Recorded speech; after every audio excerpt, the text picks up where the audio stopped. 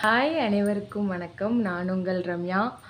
அப்புறம் போன வீடியோவில் சொன்னேன் கொஞ்சம் காத்துருங்கன்ட்டு ரொம்பவே காக்க வச்சுட்டேன். அடுத்த வீடியோக்காக மன்னிக்கவும். கொஞ்சம் வேலை வந்துடுச்சு, டைம் கிடைக்கல, அதனால் வீடியோ போடல. ஓகே, இன்றைக்கி நம்ம லாஸ்ட் டைம் பார்த்தோம் பார்த்தீங்களா, இன்னும் கொஞ்சம் சாதிக்கலாமுங்கிற அதுக்கு நிறைய கருத்துக்கள் பார்த்துட்டு வரோம். அந்த வகையில் நம்ம லாஸ்ட் டைம் வந்து இன்னும் கொஞ்சம் ஆழமாக போய் பார்க்கலாம் அப்படிங்கிற மாதிரி பார்த்தோம் இல்லையா. இந்த டைம் வந்து இன்னும் கொஞ்சம் உற்று நோக்கலாம், அது உத்து பார்க்குறது. உற்று நோக்குதுன்னொடனே பக்கத்து வீட்டை உத்து பார்க்குறதோ, இல்லை ஏதாவது பொண்ணுங்க எங்கேயாவது வெளியே போனாங்கன்னா இவங்க எங்கே கிளம்பிட்டு போகிறாங்கன்னு உத்து பார்க்குறதோ, இல்லை ஏதாவது ஃபங்க்ஷன் வீட்டுக்கு போகிறப்ப கழுத்தில் என்ன போட்டிருக்காங்க, கையில் என்ன போட்டிருக்காங்க, காதில் என்ன போட்டிருக்காங்கன்னு உத்து பார்க்குறதோ இல்லைங்க. வாழ்க்கைக்கு முக்கியமான விஷயங்களை நம்ம உற்று நோக்குதல். இந்த உற்று நோக்குதலுங்கள் வந்து நிறைய பேரை சாதனையாளர்களாக மாற்றிருக்கு. அதில் ஒரு 2-3 பேரை வந்து நம்ம இந்த இடத்துல எக்ஸாம்பிளாக நான் உங்களுக்கு சொல்ல போகிறேன். ஒரு விஷயத்த உற்று நோக்கி அது மூலமாக சாதனையாக வந்து நிறைய பேர் சாதனை பண்ணியிருக்காங்க. நிறைய பேர் பெரிய பெரிய மனுஷங்களாக ஆயிருக்காங்க. அவங்கள பற்றிலாம் சொல்லணுன்னா சலிக்காமல் நிறைய பேரை நம்ம சொல்லிக்கிட்டே போயிடலாம். இப்போதைக்கு நம்மளோட வாழ்க்கையில் நிறைய சாதனையாளர்கள் நிறையா இப்போது பணக்காரங்க இருக்காங்க, குடிச்சவங்க இருக்காங்க, படித்த பட்டதாரிகள், அந்த மாதிரி நிறைய பேர் இருக்காங்களே. எல்லாருமே பார்த்திங்கன்னா ஒரு விஷயத்த உற்று நோக்கி அதை ஃபாலோ பண்ணி போனவங்க தான். ஓகேவா? இப்போ நம்ம எந்த ஒரு விஷயத்த உற்று நோக்குறோமோ அதை உற்று நோக்கி நம்ம அந்த வகையில் போகும்போது நம்ம அதுவாகவே மாறிடுறோம். அதில் நம்ம சிறந்து விளங்குறோம் அப்படிங்கிறது தான் கருத்து. இப்போ மேக்ஸிமம் நம்ம எல்லா விஷயங்களுமே மேலோட்டமாகவே பார்த்துட்டு விட்டுருவோம். அதை நம்ம உற்று நோக்கிறது கிடையாது.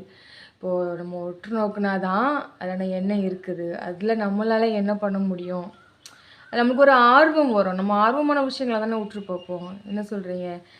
ஆர்வம் இல்லாத விஷயத்த நம்ம உற்று நோக்க மாட்டோம் இல்லையா? அதான் விஷயம். இப்போது நான் ஃபஸ்ட்டு ஒரு புத்த துறவியை எடுத்துக்கோங்க. ஓகேவா? அவர் வந்து இமயமலையில் உட்காந்து தியானம் பண்ணிகிட்ருக்காரு. அப்போ பார்த்தீங்கன்னா அவருக்கு ஆப்போசிட்டில் ஒரு மரம், அந்த மரத்தோட கிளை இருக்குல்ல, அந்த கிளையில் வந்து பனித்துளிகள் வந்து விழுந்துட்டுருக்கு. அப்போ விழுந்துட்டு இருக்கும்போது இவரை பார்த்துட்டே இருக்காரு. அப்போ அந்த கிளை வந்து இப்படி டவுன் ஆகிட்டே இருக்குது, இந்த மாதிரி டவுன் ஆகிக்கிட்டே இருக்குது. அப்போ அவர் நினைக்கிறாரு இது வந்து முறிஞ்சு விழுந்துடும், இந்த கிளை வந்து பிரேக் ஆகிரும் அப்படின்னு நினைக்கிறாரு. ஆனால் அது என்ன பண்ணுது, இப்படி வளைஞ்சு வளைஞ்சு என்ன பண்ணிச்சு, வளைஞ்சு போகும்போது இந்த பனி எல்லாம் சறுக்கி போயிடுச்சு. அப்போ இவர் என்ன நினைக்காருன்னா, அப்போ வலிமையான அதை பார்க்காரு. நம்ம முறிஞ்சிரும்னு நினச்சா அது முறியலை, அதுக்கு பதிலாக அது வளைஞ்சு கொடுத்ததில்ல, அந்த பனி வலிக்கிட்டு போயிட்டு. அதை மீன் பண்ணி தான் இப்போ ஒரு வலிமையான மனிதன் நம்மளை தாக்க வரும்போது நம்ம மேலே பட்டும் படாமல் நம்ம வளைஞ்சு கொடுத்து இது பண்ணுறது மூலமாக எதிராளியை நம்ம கீழே தள்ளலாம் அப்படிங்கிற விஷயம் அவருக்கு தோணுன அந்த இடத்துல வந்த விஷயந்தான் ஜூடோ அப்படிங்கிற ஒரு பாதுகாப்பு தற்காப்பு கலை. ஓகேவா? ஒன்று. இன்னொன்று பார்த்தீங்கன்னா, அதே மாதிரி இந்த வகையில் பார்த்தீங்கன்னா இந்த மாதிரி யோகாசனம், தியானங்கள்லாம் பண்ணுறாங்க இல்லையா, அதில் நிறைய ஆசனங்கள்லாம் உண்டு. இப்போது எனக்கு தெரிஞ்சால் முதல்ல ஓய்வு எடுக்கிறத பார்த்து தான் மகராசனம் வந்துச்சான். ஆக்சுவலி ஹிந்தியில் பார்த்தீங்கன்னா நம்ம முதலையை வந்து மகர்மச்சுன்னு சொல்லுவாங்க. மச்சுனா மீன், மகர்மச்சும்பாங்க. மகர்னா முதலை. ஸோ அது ஓய்வு எடுக்கிற நிலைமையை பார்த்தா மகராசனம் வந்துச்சான்.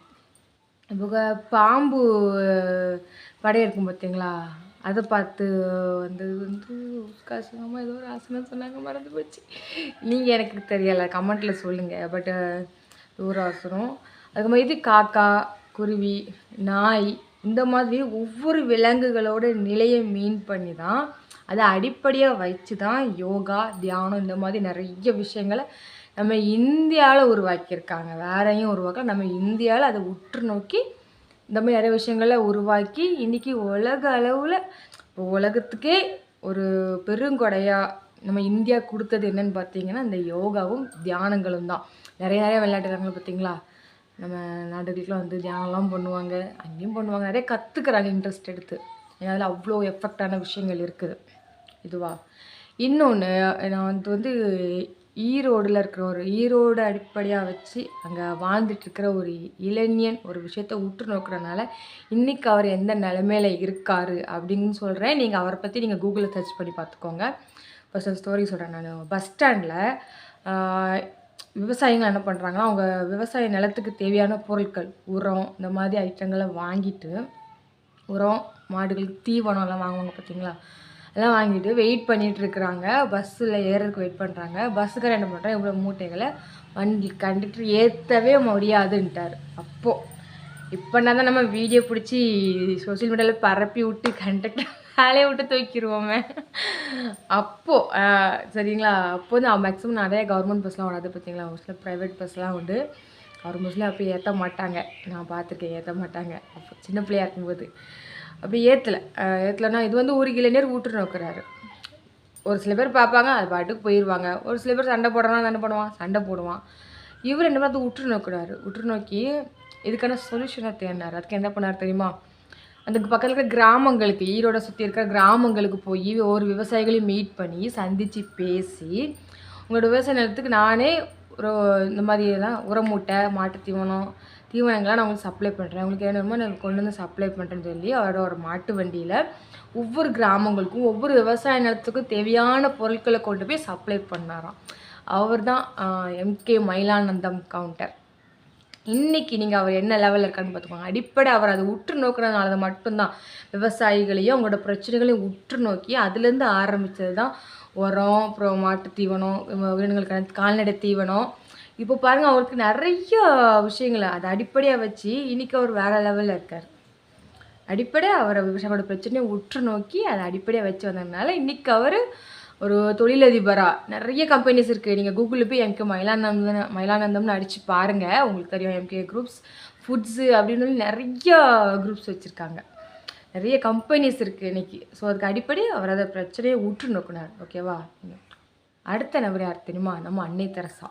இப்போது கல்கட்டா நடைபாதையில் நிறைய தொழுநோயாளிகள், அனாதைகள் எல்லாம் பிச்சை எடுத்துகிட்டு இருந்தாங்க. ஒரு சில பேர் என்ன பண்ணுவாங்க, போவாங்க, பாதி பேர் பார்த்துட்டு போயிடுவாங்க. ஒரு சில பேர் பிச்சை போட்டுட்டு போவாங்க, தர்மம் போட்டுட்டு போவாங்க.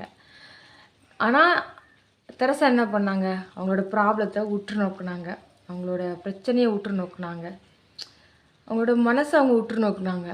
அதன் விளைவு தான் நிறைய சேவை மையம், அனாதாசிரமம், கருணை இல்லம் நிறையா தொடங்கி நிறைய பேருக்கு, நிறைய குழந்தைங்களுக்கு, நிறைய தொழுநோயாளிங்களுக்கு அவங்க வாழ்வை கொடுத்தாங்க. அவங்களோட வாழ்வாதாரத்தை அன்னை தெரசா வந்து உயர்த்தினாங்க. அதனோட விளைவு உலகத்தோட சிறந்த பெண்மணிங்கிற பேர் அவங்களுக்கு கிடச்சிச்சு. அது மட்டும் இல்லாமல் முதல் நோபல் பரிசு நம்ம அன்னை தெரசாவுக்கு கொடுத்துருக்காங்க. அது எவ்வளோ பெரிய விஷயம் பாருங்க. ஸோ அவங்க அந்த ப்ராப்ளத்தை உற்று நோக்கிறதுனால அவங்க அந்த வகையில் உயர்த்தாங்க. இப்படி ஒவ்வொருத்தரும் ஒவ்வொரு விஷயத்தை விட்டு இருக்கும்போது அவங்களோட ஆர்வத்தை மீன் பண்ணி அவங்க அந்த வகையில் உயர்றாங்க. ஒரு எக்ஸாம்பிள் ஒன்று சொல்லி இது நம்ம அதை முடிச்சுக்கலாம். ஓகேவா. ஒரு ஆப்பிள் பழம், இந்த ஆப்பிள் பழம் மரத்துலேருந்து கீழே விழுது. இது ஏன் கீழே விழுது, மேலே போயிருக்கலாமே அப்படின்னு உற்று நோக்கினதன் விளைவு புவியீர்ப்பு விசை. அந்த சக்தியை கண்டுபிடிச்சார் நியூட்டன். அவர் ஒரு விஞ்ஞானி. ஓகேவா. அவர் முளைச்சு அப்படி யோசிச்சார். அதே கீழே விழுந்த ஆப்பிள் பழத்தை தோட்டக்காரன் தெரியாமல் திருடுங்கிறவன் திருடன் ஆகிறான். அந்த ஆப்பிள் பழத்தை காசு கொடுத்து வாங்குறவன் நேர்மையான ஒரு மனுஷன் ஆகிறான். அதே ஆப்பிள் பழத்தை சந்தையில் கொண்டு விற்று காசு பார்க்குறவன் வணிகன் ஆகிறான். அந்த ஆப்பிள் பழத்தை தான் சாப்பிடாம தன்னோட பிள்ளைங்களுக்கு கொடுக்குறவங்க சிறந்த அப்பா, சிறந்த தாயாக மாறுறாங்க.